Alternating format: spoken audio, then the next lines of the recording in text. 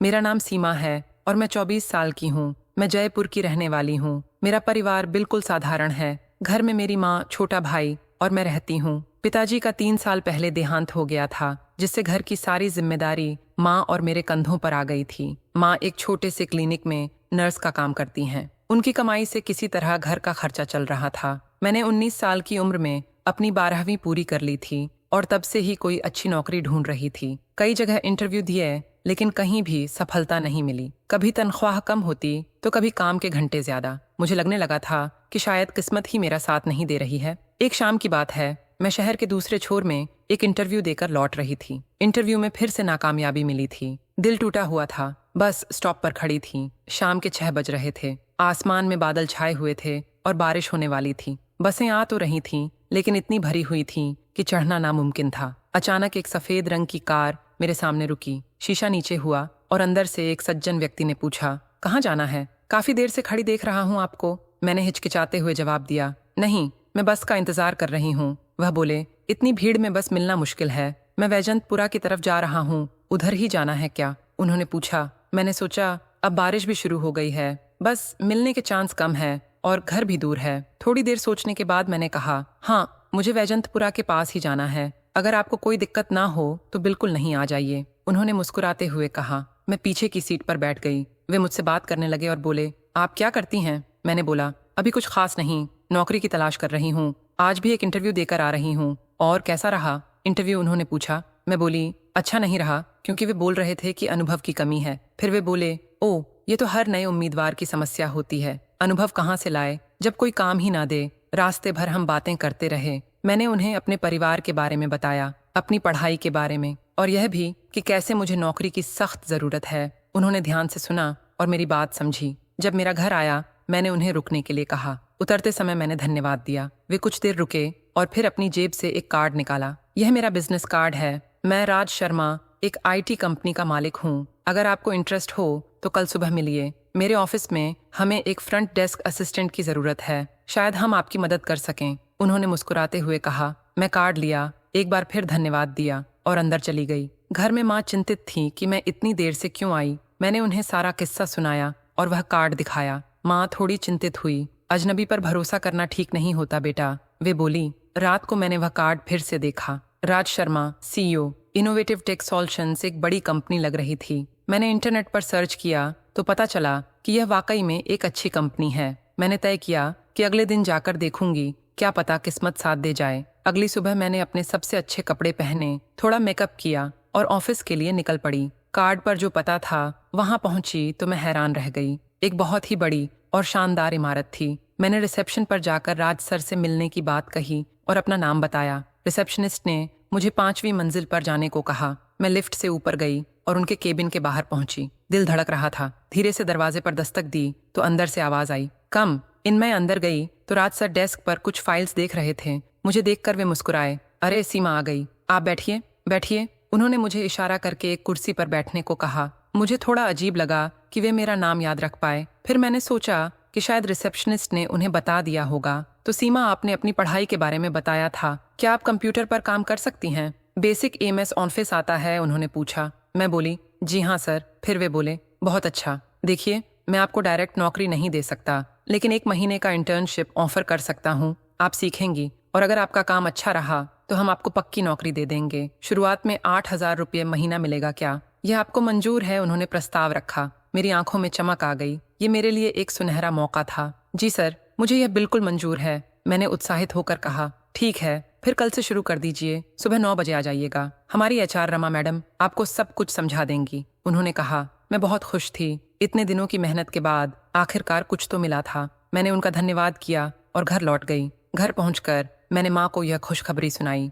वे भी बहुत खुश हुईं। अगले दिन से मेरी नई जिंदगी शुरू हो गई। HR रमा मैडम ने मुझे सब कुछ समझाया। ऑफिस के नियम, मेरे काम के घंटे और मेरे कर्तव्य। मेरा काम ज्यादातर फ्रंट डेस्क पर फोन कॉल्स हैंडल करना, विजिटर्स को रिसीव करना और छोटे मोटे पेपर वर्क में मदद करना था। धीरे धीरे समय बीतता गया। 1 महीने में मैंने काफी कुछ सीख लिया था। राज सर कभी कभी मेरे काम की तारीफ भी करते थे, जिससे मेरा आत्मविश्वास बढ़ता था। पहले महीने के बाद उन्होंने मुझे पक्की नौकरी दे दी और सैलरी भी बढ़ाकर 12,000 रुपये कर दी। ये मेरे लिए बहुत बड़ी बात थी। लेकिन 3 महीने बाद मुझे कुछ ऐसी बातें पता चलीं जिनसे मैं परेशान हो गई। ऑफिस की एक लड़की शिवानी ने मुझे बताया कि मेरे पद पर पहले भी कई लड़कियां आ चुकी हैं, लेकिन कोई भी ज्यादा दिन नहीं टिकती। वह बोली, राज सर की नजर हमेशा से ही नई और खूबसूरत लड़कियों पर रहती है। वे पहले तो बिल्कुल शरीफ बनते हैं, फिर धीरे धीरे अपना असली रंग दिखाते हैं। मुझे उसकी बात पर विश्वास नहीं हुआ। राज सर ने मेरे साथ हमेशा अच्छा व्यवहार किया था,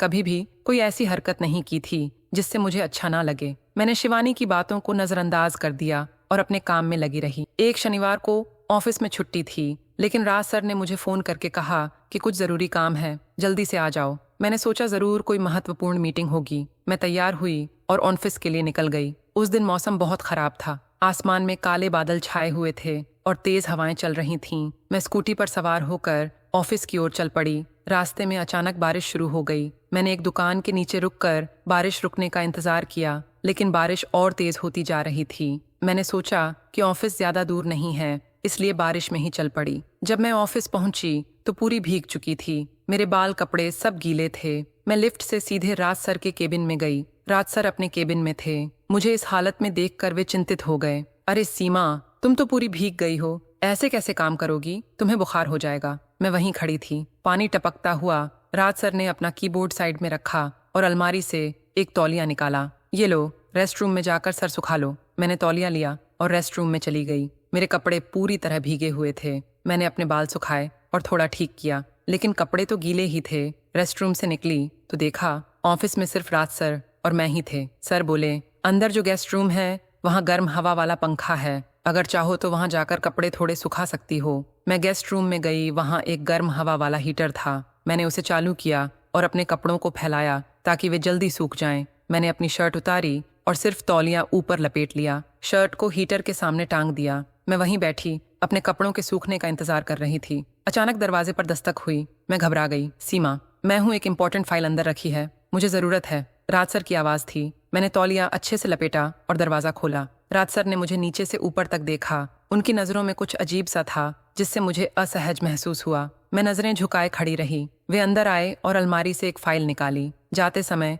वे मेरे सूखते कपड़ों को देखते रहे, फिर बोले, कपड़े सूखने में समय लगेगा, हमें काम भी करना है, तौलिया लपेट कर ही आ जाओ। केबिन में यहाँ कोई नहीं है। देखने वाला मेरा दिल धड़कने लगा, पर मैं क्या करती? मीटिंग की तैयारी करनी थी। बड़ी हिचकिचाहट के साथ मैं तौलिया लपेट कर बाहर आई और उनके केबिन में गई। राज सर सोफे पर बैठे थे। लैपटॉप खुले हुए उन्होंने बिना मेरी तरफ देखे कहा, इधर आओ और बैठ जाओ, हमें प्रेजेंटेशन बनाना है। मैं धीरे से उनके बगल में बैठी और लैपटॉप की स्क्रीन देखने लगी। मैं बार बार तौलिया को ठीक कर रही थी, कहीं वह खुल ना जाए। मेरा सारा ध्यान प्रेजेंटेशन की बजाय तौलिए पर था। फिर अचानक राज सर की टांग मेरी टांग से छू गई। शरीर में जैसे बिजली दौड़ गई, पर मैं हिली भी नहीं। मेरी चुप्पी को शायद उन्होंने अपनी जीत समझा, क्योंकि अगले ही पल वे और भी पास सरक आए। मेरे अंदर एक अजीब सा कंपन होने लगा, डर, बेचैनी और कुछ अनजाना सा एहसास जिसे मैं समझ नहीं पा रही थी। करीब आधे घंटे तक प्रेजेंटेशन पर काम करने के बाद राज सर ने अपना लैपटॉप बंद किया और मुस्कुराते हुए कहा,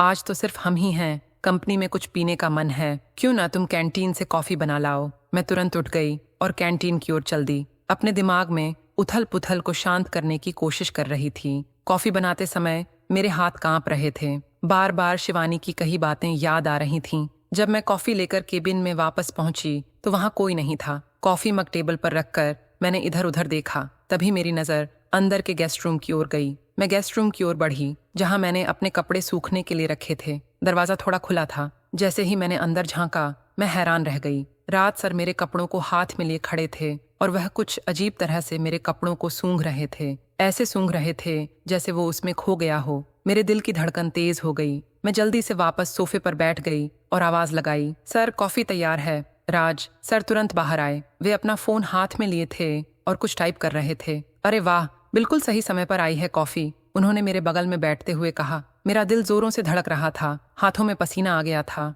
मैंने कांपते हाथों से कॉफी का मग्गी उन्हें पकड़ाया। हम दोनों चुपचाप कॉफी पीने लगे। अचानक राज सर बोले, सीमा तुम बहुत खूबसूरत हो। मैं कुछ बोल ना सकी, बस हल्के से मुस्कुरा दी। मेरा चेहरा शर्म से लाल हो गया था। राज सर ने अपना कॉफी मग टेबल पर रखा और धीरे से अपना हाथ मेरी टांग पर रख दिया। मैंने झटके से अपनी टांग पीछे खींच ली। क्या हुआ? सीमा डर गई। उन्होंने मुस्कुराते हुए पूछा। मैं चुप रही। मेरा दिमाग तेजी से सोच रहा था कि यहाँ से कैसे निकलूं वे और पास सरक आए। मेरा दिल इतनी तेजी से धड़क रहा था कि मुझे लगा सीने से बाहर निकल जाएगा। उन्होंने मेरा हाथ अपने हाथों में ले लिया और बोले, सीमा, मैं तुमसे कुछ कहना चाहता हूँ। जी सर, मैंने हकलाते हुए कहा। क्या तुम अपनी इस नौकरी से संतुष्ट हो? उन्होंने पूछा। मैंने हाँ में सिर हिलाया। अगर मैं तुम्हारी नौकरी पक्की कर दूं, पूरा कॉन्ट्रैक्ट साइन करा दूं, तो कैसा रहेगा? उन्होंने धीरे से पूछा। सर, यह तो आप पर निर्भर करता है। मैंने सिर हिलाया। मेरी कोई सीमा नहीं है सर, ये मेरे ऊपर नहीं बल्कि आप पर ही निर्भर है। उन्होंने मेरी कलाई को और भी जोर से पकड़ते हुए सवाल किया,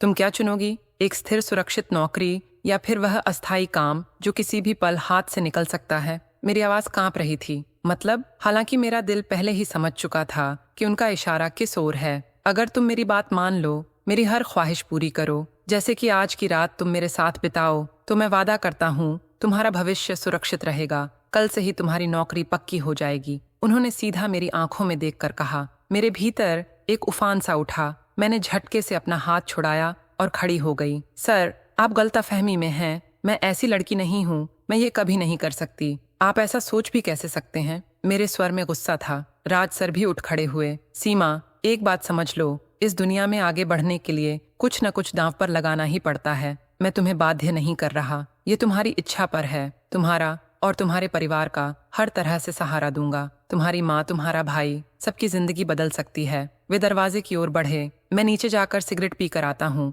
अगर तुम यहीं रुकी रही तो मैं समझूंगा तुम राजी हो, नहीं तो चली जाना। कोई बुरा नहीं मानूंगा। जो चल रहा है वही चलता रहेगा। इतना कहकर वे निकल गए। मैं वहीं खड़ी रही, आंसू रोकने की कोशिश करते हुए। मेरे दिमाग में विचारों की आंधी चल रही थी। एक तरफ मेरा स्वाभिमान, दूसरी तरफ घर की जिम्मेदारियां, माँ का अक्सर बीमार रहना, भाई की पढ़ाई का खर्च। अगर मैंने इनकार कर दिया तो शायद कुछ ही हफ्तों में नौकरी से हाथ धोना पड़ेगा। इस शहर में नौकरी मिलना आसान नहीं। फिर से शुरुआत करने का मतलब था वही पुराना संघर्ष। टूटे दिल से मैंने सोफे पर वापस बैठने का फैसला किया। कुछ देर बाद राज सर लौटे। मुझे वहां देखकर उनके चेहरे पर मुस्कान खिल गई। तो तुम रुक गईं? मतलब तुम मेरी शर्तें मंजूर कर रही हो? मैंने उनकी ओर देखा। मेरी आंखें नम थीं। हाँ, पर पहले आपको मेरी नौकरी पक्की करनी होगी। बिल्कुल, कल ही सारे कागजात तैयार करवा दूंगा, उन्होंने खुशी से कहा। उस दिन वे मुझे अपनी कार से घर छोड़ने आए। रास्ते भर मन में गहरा अपराध बोध था, पर मैंने आंसू छिपा लिए। घर पहुंचकर उन्होंने माँ को खुशखबरी सुनाई कि मुझे स्थायी नौकरी मिल गई है और तनख्वाह बढ़कर 15,000 हो गई है। माँ की आंखों में खुशी के आंसू छलक आए। उन्होंने राज सर का शुक्रिया अदा किया और मेरे सिर पर हाथ फेरा। देखा बेटा, तेरी मेहनत रंग लाई। उस रात मैं बिस्तर पर पड़ी अपनी किस्मत पर रोती रही। किसे पता था कि मैंने खुद को बेच दिया था। कुछ दिनों बाद सुबह तैयार हो रही थी तो राज सर का फोन आया। सीमा, मेरे फार्म हाउस पर आना है। आज एक खास मीटिंग है। घर पर बता देना कि 2-3 दिन कंपनी के काम से बाहर जा रही हो। मेरी आवाज कांप गई। जी सर। मैंने बैग में कुछ कपड़े डाले और माँ को बताया। माँ ने माथे पर प्यार से हाथ फेरा। अपना ख्याल रखना बेटा। फार्म हाउस पहुंची तो वहां कुछ लोग मौजूद थे। सब बिजनेसमैन लग रहे थे। मैंने राहत की सांस ली। शायद सचमुच मीटिंग होगी। मीटिंग शुरू हुई। सभी प्रोजेक्ट्स पर बात होने लगी। मैं नोट्स लेती रही। जरूरत पड़ने पर प्रेजेंटेशन दिखाया। करीब 3 घंटे मीटिंग चली। खत्म होने पर राज सर ने नौकर को बुलाकर कुछ कहा। वह रसोई से खाने पीने का सामान ले आया, एक बड़ा चॉकलेट केक भी। राज सर ने मेरे हाथों से केक कटवाया। सबने नाश्ता किया, फिर एक एक करके चले गए। राज सर उन्हें बाहर छोड़ने गए। मैं वहीं बैठी अपनी किस्मत को कोस रही थी। राज सर लौटे तो देखा एक आदमी अभी भी वहीं था, वहीं जो मीटिंग में सबसे ज्यादा बोला था, जिसे राज सर बहुत इज्जत दे रहे थे। सीमा, फ्रिज से वाइन की बोतल और 3 गिलास लेकर आओ। मैं 2 गिलास ले आई। सिर्फ 2 क्यों? एक और लाओ, तुम भी तो हो ना। मैं नहीं पीती सर, मैंने हिचकिचाते हुए कहा। आज खास मौका है सीमा, आज तुम्हारी नौकरी पक्की हुई है, एक तो बनता है, उन्होंने मुस्कुराते हुए कहा। मैंने मजबूरी में एक और गिलास ला दिया। राज सर ने 3 गिलास भरे और मुझे थमाया। पहली बार वाइन पी थी, बहुत कड़वी लगी पर किसी तरह पी ली। थोड़ी देर में सिर हल्का होने लगा। कुछ ही मिनटों में नशा चढ़ने लगा। उस आदमी ने राज सर के कान में कुछ कहा। वे मुस्कुराए और बोले, सीमा इधर आओ, राकेश जी से ठीक से मिलो, ये हमारे सबसे बड़े निवेशक हैं। मैं उठकर उनके पास गई। राकेश जी ने मेरा खाली गिलास उठाकर फिर से भर दिया। पियो, उन्होंने थमाते हुए कहा। मैंने मदद के लिए राज सर की ओर देखा। पी लो सीमा, राकेश जी के हाथ से मिली चीज ठुकराई नहीं जाती, राज सर ने कहा। मेरा मन चीख रहा था। तभी राज सर ने मेरे कंधे पर हाथ रखा। सीमा, मैं तुम्हें एक जिम्मेदारी देना चाहता हूँ राकेश जी, हमारे लिए बहुत अहम है। ये 2 दिन यहीं रहेंगे। मुझे चाहिए कि तुम इनका ख्याल रखो। मेरा माथा ठनका। मतलब सर, इनकी देखभाल करनी है? राज सर की आंखों में एक अजीब चमक थी। तुम समझदार हो सीमा, बाकी सब समझ ही गई होगी। मेरा मन चीख चीख कर मना कर रहा था, पर मेरे मुंह से निकला, जी सर। अच्छा अब मैं जा रहा हूँ, कोई दिक्कत हो तो फोन करना। वे चले गए। मैंने खिड़की से उनकी कार को जाते देखा। दिल में डर सा घर कर गया। क्या मैं खुद अपना सौदा कर रही थी? पीछे मुड़ी तो राकेश जी मुझे ऐसे घूर रहे थे जैसे कोई शिकार हो। उनकी नजरें मेरे बदन पर घूम रही थीं। मैं खुद को नंगा महसूस कर रही थी। खुद को संभाला, सोचा किसी तरह रात गुजार लूंगी। वाइन का नशा उतर चुका था। देखा फार्म हाउस का नौकर भी मुझे अजीब नजरों से देख रहा था। मैंने उसे पास बुलाया। तुम्हारा नाम क्या है? रामू है मैडम, उसने आदर से कहा। वह सीधा सादा लगता था। ये फार्म हाउस शहर से कितना दूर है? करीब 15 किलोमीटर मैडम। यहाँ आसपास कोई बस्ती नहीं है। मेरी घबराहट बढ़ गई। जगह बिल्कुल सुनसान थी। अगर कुछ हुआ तो कोई बचाने भी नहीं आएगा। रामू से कुछ देर बात करने के बाद वह चला गया। अब सिर्फ मैं और राकेश जी थे। उन्होंने फिर वाइन डाली और मेरे पास बैठ गए। तुम्हारी तारीफ तो राज बहुत करता था, आज देख लिया क्यों? उनकी आवाज में अजीब सी मिठास थी। मैं थोड़ा खिसक गई। मैं थोड़ा आराम कर लूं, कल की मीटिंग के लिए तैयारी करनी है। अरे आराम तो हम साथ ही करेंगे ना, कहते हुए उन्होंने मेरी कमर पर हाथ रख दिया। मैंने तुरंत हाथ हटा दिया। प्लीज मुझे मत छुइए। उनका चेहरा बदल गया। ओ तो नखरे दिखा रही हो? राज ने तो कहा था तुम सहयोग करोगी। मैं उठकर दरवाजे की ओर बढ़ी। उन्होंने मेरा हाथ जोर से पकड़ लिया और खींचकर सोफे पर गिरा दिया। बचने की कोशिश मत करो, वे गुर्राए। मैं चीखने लगी, बचाओ, कोई है, बचाओ। राकेश जी ने मेरे मुंह पर हाथ रख दिया और दूसरे हाथ से मेरे कपड़े खींचने लगे। मैं हाथ पैर मारकर बचने की कोशिश कर रही थी। तभी दरवाजा जोर से खुला और रामू अंदर आया। उसने देखा क्या हो रहा है। बिना सोचे उसने वहीं पड़ा एक लकड़ी का स्टूल उठाया और राकेश जी के सिर पर जोर से दे मारा। राकेश जी चीखते हुए गिर पड़े। उनके सिर से खून बह रहा था। मैडम जल्दी यहाँ से भागो, रामू चिल्लाया। राकेश जी गालियां बकते हुए उठने की कोशिश कर रहे थे। कुत्ते, तेरी हिम्मत कैसे हुई? तू जानता है मैं कौन हूँ? रामू ने मुझे अपने पीछे कर लिया। स्टूल हाथ में ताने रखा। आप कुछ भी कर लो साहब, पर किसी बेटी बहन के साथ ऐसा नहीं होने दूंगा। मैंने जल्दी से बैग उठाया और रामू के साथ बाहर भाग गई। मैडम मेरे पास पुरानी बाइक है, मैं आपको शहर छोड़ देता हूँ, रामू ने कहा। उस रात उसी पुरानी बाइक पर बैठकर रामू ने मुझे शहर पहुंचाया। रास्ते में उसने बताया, मैडम ये पहली बार नहीं है, पिछले साल भी एक लड़की के साथ ऐसा ही हुआ था। मैं वहीं काम करता था, कुछ नहीं कर पाया था। इस बार सोचा चाहे नौकरी चली जाए पर धर्म नहीं छोड़ूंगा। मेरी आंखें भर आईं। अच्छे लोग अब भी हैं। घर पहुंची तो माँ दरवाजे पर ही थीं। मेरा हाल देखकर घबरा गईं। मैं उनसे लिपट गई और फूट फूट कर रोने लगी। क्या हुआ बेटा? उन्होंने पूछा। मैंने सारी बात बताई। नौकरी का लालच, मजबूरी, राज सर का धोखा, राकेश जी के साथ अकेला छोड़ देना। माँ के चेहरे पर गुस्सा और दुख था। ऐसी नौकरी को आग लगे बेटा, हमें वह गरीबी अच्छी जहाँ बेटी की इज्जत बिके। भगवान हमें भले कम दे पर ईमानदारी से दे। मैंने उसी रात राज सर को फोन किया। फोन उठते ही वे बोले, कैसा रहा? राकेश जी खुश तो हैं? मेरा गुस्सा फूट पड़ा। आपको शर्म नहीं आती सर? क्या समझा है आपने मुझे? कोई वेश्या? आज अगर रामू ना होता तो मेरी इज्जत लुट जाती। मुझे नहीं चाहिए आपकी नौकरी, आपका पैसा, कुछ भी नहीं चाहिए। आप जैसे लोग कामयाबी के लिए किसी की भी जिंदगी बर्बाद कर सकते हैं। मैंने फोन काट दिया। अगले दिन अपना सामान और बकाया वेतन लेने ऑफिस गई। राज सर के केबिन में हंगामा मचा था। पता चला